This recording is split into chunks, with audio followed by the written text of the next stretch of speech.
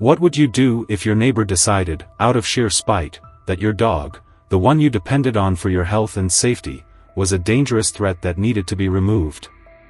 What if that same neighbor turned an entire community against you, manipulating rules, twisting the truth, and making your life a living nightmare? When I first moved into what I thought was my dream home, I never imagined I'd be asking myself those questions. The neighborhood was peaceful, the houses well kept, and the people seemed friendly enough. More importantly, it felt like the kind of place where I could finally feel safe, where I could live quietly with Max, my service dog, and not have to worry about anything. Max wasn't just a pet. He was my partner, my protector, my lifeline. Trained to assist me with my medical condition, he helped me with everyday tasks and, on my worst days, made it possible for me to function at all. He was calm, gentle, and better behaved than most people I knew. At first, everything seemed normal. Most of my neighbors were polite, waving when I passed by, occasionally stopping to ask about Max. They seemed curious but accepting, the way good neighbors should be. And then there was Karen. The first time I saw her, she was standing on her porch, arms crossed, eyes locked on me like I was some kind of intruder. I told myself she was just the unfriendly type, the kind of person who preferred to keep to herself. But then I noticed that every time I stepped outside with Max, her eyes would follow me. She wouldn't wave, wouldn't nod, wouldn't so much as acknowledge me with anything other than a cold, judgmental glare. The first time she spoke to me, she didn't introduce herself. She didn't say hello. She didn't ask how I was settling in. Instead, she appeared out of nowhere while I was walking Max one morning, arms crossed, her mouth twisted in a disapproving scowl. "Is that thing safe?" she demanded, pointing at Max like he was some kind of wild beast. I blinked, caught off guard. "He's a service dog," I said, my voice even. "He's trained and certified." Karen didn't look convinced. If anything, she looked more annoyed. "I don't like big dogs," she said flatly. "They're dangerous. I don't think they belong in a family neighborhood like this." Max, ever the good boy, sat beside me, his tail wagging slightly, ears perked, watching Karen with patient curiosity. He didn't bark, didn't growl, didn't move a muscle except to wag his tail, because that's what he did when he met new people. He was waiting for her to greet him, probably expecting her to scratch behind his ears like so many others had. But Karen wasn't like the others. From that moment on, she made it clear that Max, and by extension, I, were not welcome here. Every time I took him outside, I'd catch her watching from behind her curtains, standing on her porch with her arms crossed, scowling like I'd personally offended her just by existing. I told myself she was just one of those people who like to mind other people's business. Annoying, sure, but harmless. I had no idea how wrong I was. It started with whispers. A few stolen glances here and there. The subtle, almost imperceptible shift in the way my neighbors looked at me as I passed by with Max. At first, I didn't think much of it. Maybe I was imagining things. Maybe Karen's glares had just made me overly aware of how people reacted to me. But then, one afternoon, I overheard two women talking as I walked past. I heard he's been barking at all hours. The poor kids can't even play outside without being terrified. That's what Karen said. And apparently, he's been digging up people's yards. Just last week, the Johnsons found a huge hole near their fence. I stopped mid-step. Were they talking about Max? My Max? The same dog who barely made a sound unless he was alerting me to something important? The dog who never left my sight, never so much as stepped onto another person's property? I wanted to turn around, to correct them, to demand where they were getting such blatant misinformation, but I already knew the answer. Karen. She wasn't just watching me anymore. She was actively trying to turn the neighborhood against me. And judging by the way those women spoke, she was succeeding. I tried to brush it off, telling myself that as long as I kept my head down and followed the rules, the truth would speak for itself. But then, a week later, it escalated. I was taking Max for an afternoon walk when Karen stormed out of her house, her face twisted in fury. "I've had enough of this," she shrieked, pointing a shaking finger at Max. I stopped, startled. "Excuse me? Your dog is a menace. He barks all the time. I've seen him digging up other people's yards. He's scaring the children. He doesn't belong in this neighborhood, and I won't stand for it." The sheer force of her words hit me like a slap. "That's not true," I said, forcing my voice to remain steady. "Max is a service dog. He doesn't bark unless absolutely necessary, and he's never once." "I don't care what you call him," she snapped, stepping closer. "He's a danger. If you can't control him, I'll call the authorities and have him removed." Removed. The word sent a jolt of fear through me. She wasn't just complaining. She was threatening to take Max away from me. I took a deep breath, my fingers tightening around Max's leash. "Call whoever you want," I said, turning on my heel and walking away. Engaging would only make things worse. And it did. 2 days later, the police knocked on my door. I opened it hesitantly, my stomach twisting when I saw 2 uniformed officers standing there.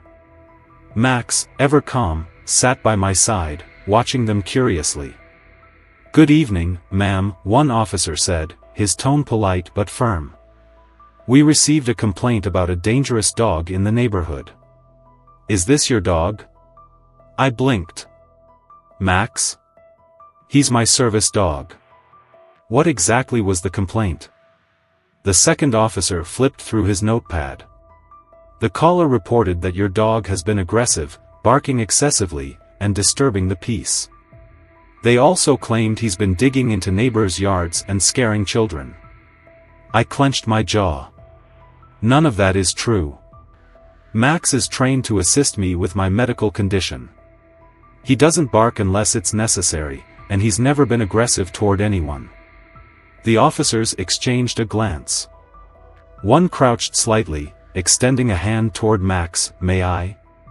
I nodded, and Max trotted forward, sniffing the officer's hand before sitting obediently, his tail wagging slightly. The officer smiled. "Seems well behaved to me." He straightened, flipping his notebook shut. "Do you have any certification or paperwork for him?" I exhaled, relieved that they were at least being reasonable. "Absolutely." I stepped inside, grabbing Max's certification and medical documentation before handing it over. They reviewed it carefully, nodding as they skimmed through the documents. "This all looks good," the first officer said, handing them back to me. "We'll document that he's a trained service dog in our report. If any more complaints come in, we'll have this on record." I should have felt relieved. But the second officer hesitated. "There's just one more thing," he said. "The caller insisted that your dog is unpredictable and shouldn't be allowed in the neighborhood." I stared at him, my patience wearing thin. Max is anything but unpredictable. This complaint is baseless, and I think it's clear that it's coming from someone with a personal vendetta. The officers didn't disagree. They assured me they'd make a note of everything and left without taking further action. But that wasn't the end of it. The next morning, as I stepped outside with Max, I saw Karen standing on her porch, arms crossed, watching me. She didn't say anything. She didn't need to. The battle wasn't over. She was just getting started. I knew Karen wouldn't stop, but I underestimated just how far she was willing to go. A few days after the police visit, I found something taped to my front door, a violation notice from the HOA. At first glance, I thought it was a mistake. The letter stated that I was in violation of a newly enacted neighborhood regulation regarding large animals in residential areas. Large animals? My stomach twisted as I read further. The rule had been passed without any prior notice, and conveniently, it specifically prohibited dogs over 50 pounds from being housed in the neighborhood, unless pre-approved by the HOA. I knew exactly who was behind this. I marched down to the HOA office that afternoon, the letter clenched in my hand, my heart pounding. The board was holding a meeting, and I wasn't leaving without answers. As I entered the room, a few members barely glanced at me, but Karen, sitting smugly at the table, folded her arms, looking satisfied with herself. I kept my voice steady. I just received this notice about a new large animal restriction. Since when did this rule exist? The HOA president, Mr. Whitman, cleared his throat. The board recently voted on it as a precaution for community safety. I narrowed my eyes. And when, exactly, was the community informed? Because I certainly wasn't. A few board members exchanged awkward glances, but Karen spoke first, her voice dripping with false concern. We have to think of the families, Emily. Some neighbors are afraid of big, unpredictable animals roaming around. I gritted my teeth. Max is a service dog. He's trained, documented, and legally protected. Whitman shifted in his seat. Service animals do have certain protections, but all homeowners must comply with HOA guidelines. Karen smirked. It's nothing personal, but if you're unable to follow the rules, maybe this isn't the right neighborhood for you. Rage bubbled in my chest. I knew exactly what they were trying to do. They wanted me gone, and they were changing the rules mid-game to make it happen. But before I could say another word, chaos erupted right outside the HOA building. A voice suddenly screamed, "Help! Someone get that dog away from me!" The room fell silent. My stomach dropped. I rushed outside, and there was Tom Reynolds, one of Karen's neighbors, stumbling backward into the street, looking terrified. Karen stood beside him, phone in hand, her expression one of absolute horror, conveniently just as I arrived. "That dog," Tom gasped, pointing at Max, who was nowhere near them. "He broke free and came after me." I stood frozen. Max was sitting calmly by my car, leashed, unmoving, ears perked in confusion. But it didn't matter. A small crowd was forming, whispering, staring at me like I had done something wrong. Karen lifted her phone, shaking it slightly as if in distress. I caught the whole thing on video. My blood ran cold. I knew, without a doubt, that this was a setup. I stepped forward, forcing my voice to stay level. "That's a lie. Max has been right here. He never even moved." Tom clutched his chest. "Are you calling me a liar?" I almost had a heart attack.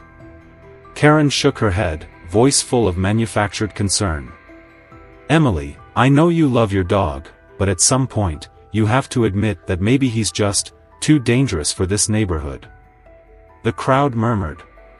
Some people looked uncertain, but others were already buying into the lie. Then Karen pulled up her recording. The video was conveniently edited. It started with Tom stumbling, yelling in fear, and then the camera panning to Max, sitting at a distance. There was no footage of the actual moment when Max supposedly charged. Because it never happened. But Karen knew exactly what she was doing. She didn't need the truth, she just needed people to doubt. I clenched my fists. That video proves nothing. It doesn't show him doing anything. Karen tilted her head, feigning sympathy. It shows enough. Before I could say another word, sirens wailed in the distance. Karen had called the police. Again. My heart pounded as I watched the officers pull up, stepping out with frustration already visible on their faces.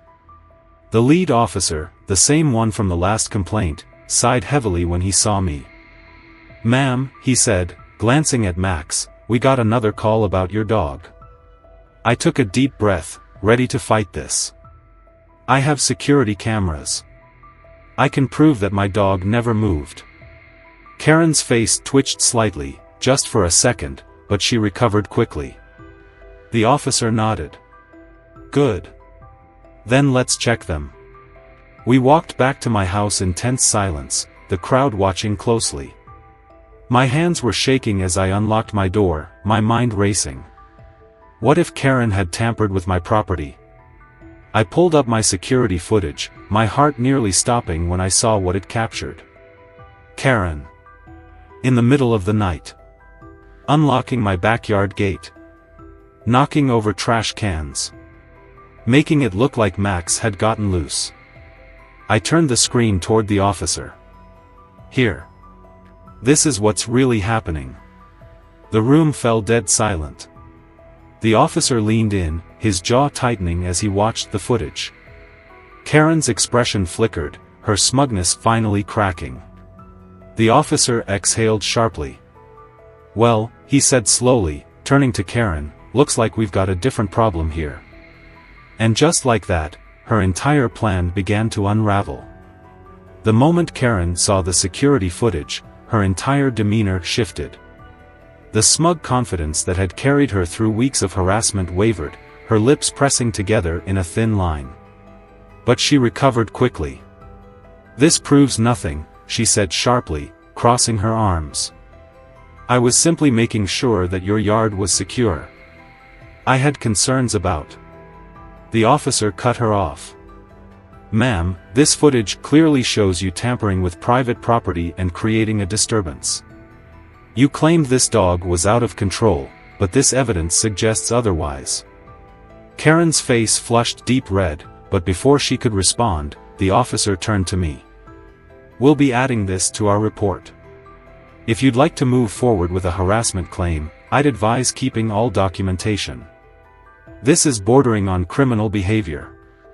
I nodded, my pulse still racing. I'll be contacting my lawyer. Karen's expression hardened, but she didn't say another word. She simply turned on her heel and stormed off, her composure cracking for the first time. I wanted to believe this was the end of it. That being caught in a lie would finally shut her down. But I should have known better. Karen didn't admit defeat, she escalated. 2 days later, a notice appeared on my front door. At first, I thought it was another violation letter from the HOA. But as I read the bolded headline, my blood ran cold. Neighborhood Safety Alert. The paper accused me of harboring a dangerous, disruptive animal and claimed that Max had been involved in multiple incidents of aggression toward neighbors and their pets. It urged residents to report any suspicious activity at my address.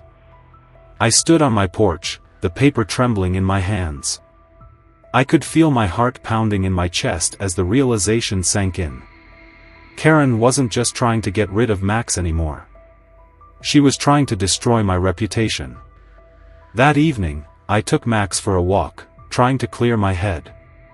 But as I made my way down the street, I noticed something different.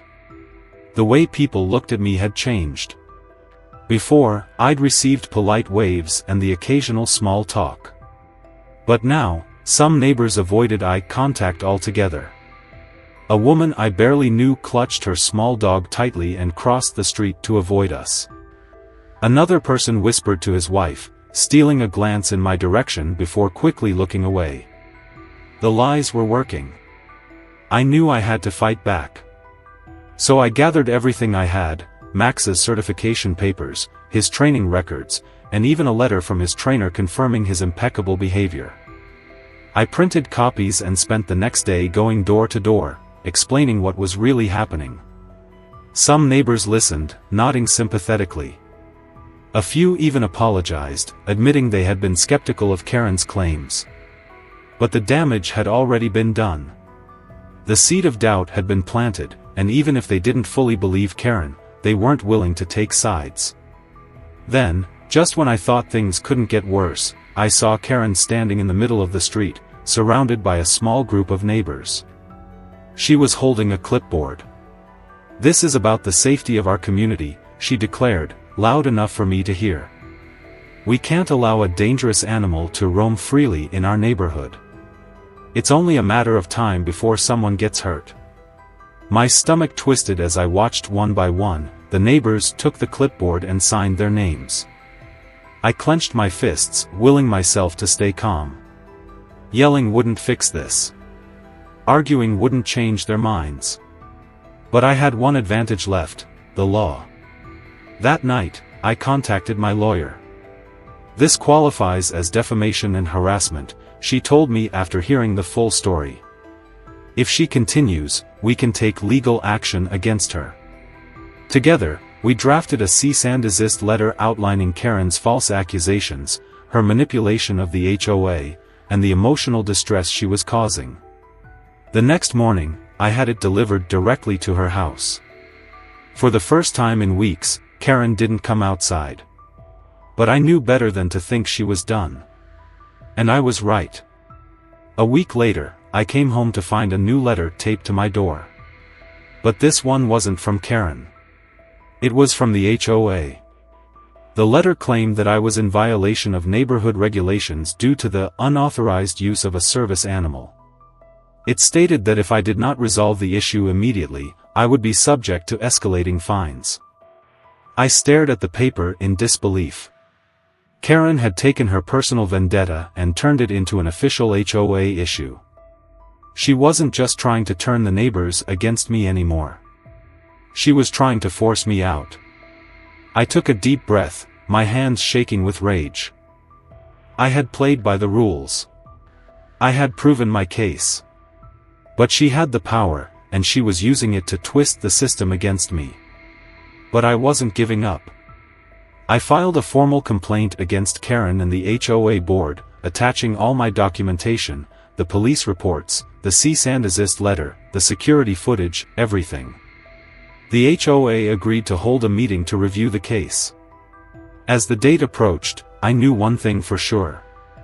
Karen had spent months trying to destroy me. But at this meeting, I was going to end this once and for all.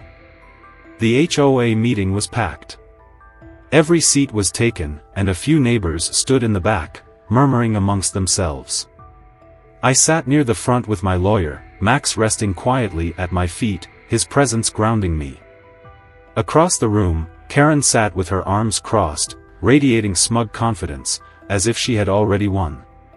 But tonight, she wouldn't be the one controlling the narrative. The board president, Mr. Whitman, cleared his throat and began. "We are here to review complaints regarding a service animal in our neighborhood and the counterclaims of harassment and defamation. Each party will present their case before we make a ruling." He gestured toward Karen. "Ms. Karen, you may begin."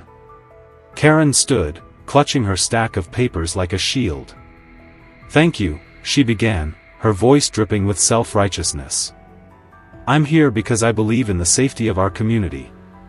For months, we have had to deal with a large, uncontrolled animal disrupting the peace, intimidating children, and violating our neighborhood guidelines. I have gathered statements from concerned residents, many of whom are afraid to speak up." She paused, dramatically flipping through her so-called petition. "This dog is unpredictable, and if we don't act now, it's only a matter of time before something happens." She sat down with a satisfied smirk, but I didn't let her words sink in. I stood immediately, my voice calm but firm. "Thank you for allowing me to speak," I said, handing a thick folder to the board members. "First, I want to clarify that Max is a certified service animal, legally protected under the ADA. He is trained to assist me with my medical condition and has never been aggressive toward anyone. I have provided official certification, training records, and a statement from his trainer confirming his behavior." I turned toward the crowd. "I also want to address the false accusations.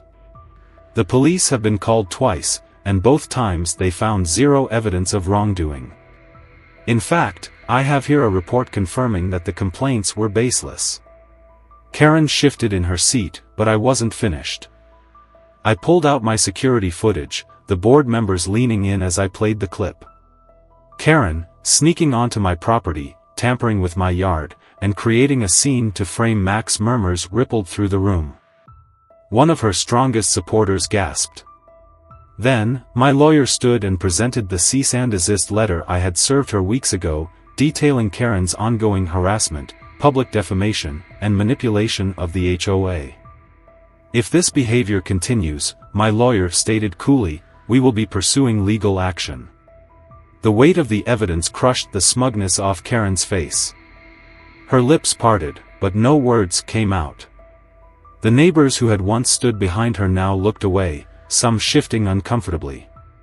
A few whispered amongst themselves, clearly re-evaluating everything they had believed. The board took a brief recess to deliberate. When they returned, their decision was swift. The board finds no basis for the claims against Ms. Emily or her service animal. The new pet regulation will not apply to Max, as he is legally protected. Furthermore, Whitman paused, his tone sharp, "We have determined that Karen's repeated complaints and attempts to falsify evidence constitute harassment. If this behavior continues, further action will be taken." Silence filled the room. Karen looked as if she wanted to argue, but for the first time, she had nothing to say. Over the next few weeks, the tension that had plagued my life began to fade. Some neighbors apologized, admitting they had been misled. Others simply stopped looking at Karen the same way. She no longer held the power she once had. And then, one day, I saw a "for sale" sign pop up in her front yard. Karen was leaving. As for me and Max, peace returned. No more whispers. No more threats. Just the quiet life I had wanted all along. But the experience changed me. I learned that sometimes, standing your ground isn't just about fighting for yourself, it's about fighting for the truth. So tell me, have you ever felt powerless against HOA rules or a Karen in your life? Share your experience below, let's see who had it worse.